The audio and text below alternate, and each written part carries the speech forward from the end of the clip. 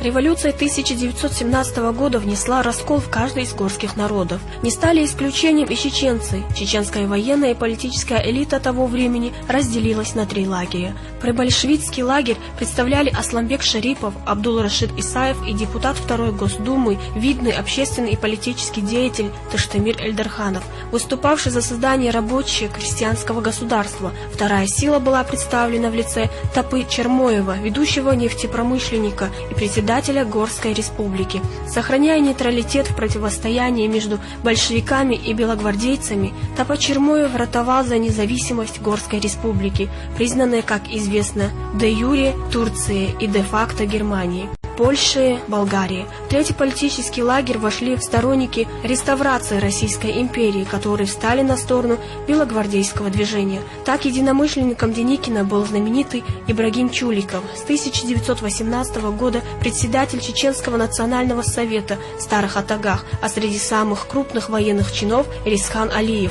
всю жизнь служивший царской армии. В ходе гражданской войны на Северном Кавказе в 1919 году главнокомандующий вооруженными силами Юга России Антон Деникин правителем Чечни назначил именно генерала Ирисхана Алиева. Кто он? Бывший правитель Чечни и генерал от артиллерии Ирисхан Султан Гирей Алиев.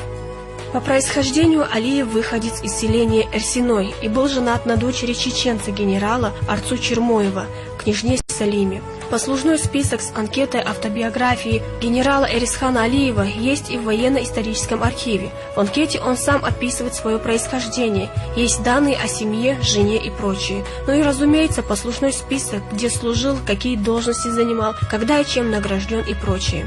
В то время высшими званиями военной иерархии считались генерал от кавалерии, генерал от артиллерии и генерал от пехоты. Имея очень высокий военный чин генерала от артиллерии, Ирисхан Алиев прославился в качестве командира артиллерийской бригады в русско-турецкой войне 1904 года. Кроме того, участвовал он в русско-японской и в Первой мировой войне, командуя одно время даже российским корпусом, огромным соединением, состоящим из нескольких дивизий. Горец в качестве командующего корпусом русской армии – огромная редкость для того времени.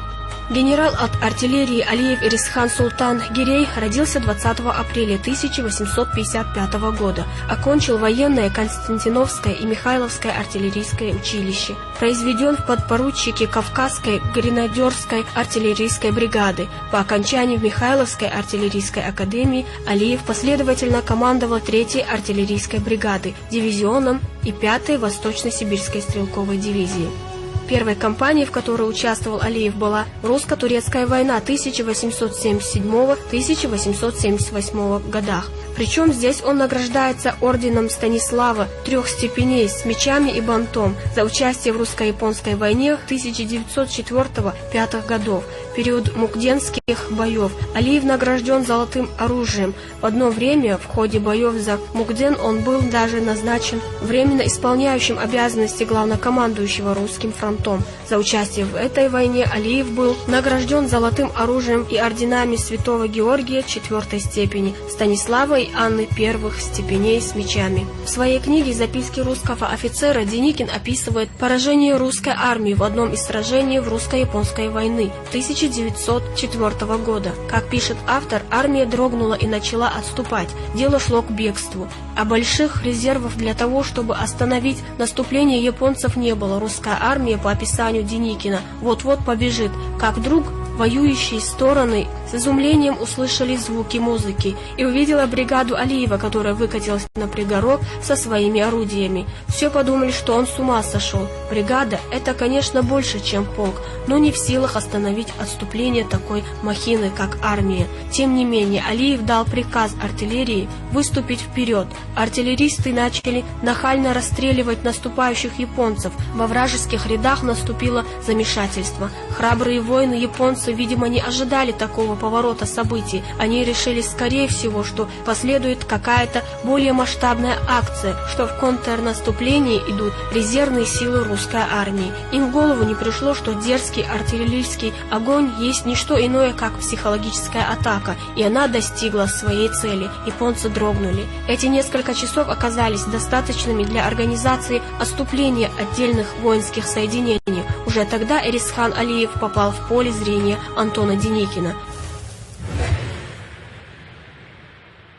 Позже Алиев участвовал в Первой мировой войне, командуя одно время даже российским корпусом, огромным соединением, состоящим из нескольких дивизий. Алиев был одним из двух генералов при отречении императора Романова, второй генерал Гусейхан Нахичеванский, азербайджанец по происхождению. Оба они оставались верными своей присяге до конца. В мае 1918-го Алиев выехал из Петрограда, где находился в распоряжении Верховного Главнокомандующего в Чечню. На Кавказе он предложил свои услуги правительству горцев Кавказа и в ноябре 1918-го зачислен в распоряжение Главнокомандующего добровольческой армией. В марте 1919-го после занятия Чечни частями генерала Ляхова Алиев прибыл в Грозный и на съезде чеченских народов избран верховным правителем Чечни. Как считал генерал, большевики несут разрушение и гибель малым народам, поэтому он и ответил согласием на предложение Антона Деникина стать белогвардейским правителем Чечни. Деникин пришел на Кавказ в феврале 1919 года, когда большевики уже установили власть в регионе. Как известно, эпицентром военных конфликтов с белогвардейцами стали Чечня, Ингушетия и позднее Дагестан. И здесь, в Чечне, он столкнулся с ожесточенным сопротивлением, имевшим свою подоплеку. Дело не в этом, что чеченцы и ингуши разделяли взгляды большевиков, являясь их сторонниками по убеждениям. Суть в другом. Участвуя в военных действиях против Деникина, войнахи воевали против казаков, на которых опирался белогвардейский генерал. Причиной противостояния являлся земельный вопрос. Среди прочего, в ходе правления Деникина были разгромлены чеченские аулы, не признавшие власть добровольческой армии. В знак протеста против жесткости и насилия в отношении горцев со стороны генерала Эрдали, а также осуждение добровольцами ответных действий горцев, заявил о своей отставке. Сегодня очень трудно судить, кто из трех сил, пытавшихся влиять на общественно-политическую жизнь в Чечне в ходе гражданской войны, был больше прав. Все они были патриотами, руководствовались чувством долга, ратовали за установление порядка в Чечне, но увидели его по-разному. В этом и заключалась трагедия каждого из них. Однако при всей сложности анализа тех военно-политических процессов одна правда есть, ее надо признать. Большинство простых людей, поверив большевикам, примкнуло к ним. Поэтому судьба сторонников независимости северокавказских республик, таких как Тапа Чермоев, и тех, кто надеялся на реставрацию великодержавной России в лице Ибрагима Чуликова и генерала Эрисхана Алиева, была предопределена. Плохо это или хорошо, сейчас определенно сказать сложно. Если не разбираться во всех тонкостях той ситуации, может, Алиев даже был большим реалистом, чем Чермоев, ведь если говорить на чистоту, Горская республика присутствовала почти исключительно в умах ее руководителей. После отставки генерал Алиев отошел от Деникина, причем именно из-за резкого несогласия с действиями добровольческой армии на территории не только Чечни, но и всего Северного Кавказа. Как считает ряд исследователей, поражение Деникина в борьбе с большевизмом было в какой-то степени обусловлено именно ожесточенным сопротивлением, которое оказали белой армии жители Республики Северного Кавказа. После отступления добровольческой армии из Терской области генерал от артиллерии, выдающаяся личность Эрисхан Султангирей Алиев, был арестован большевиками и помещен в Грозненскую тюрьму.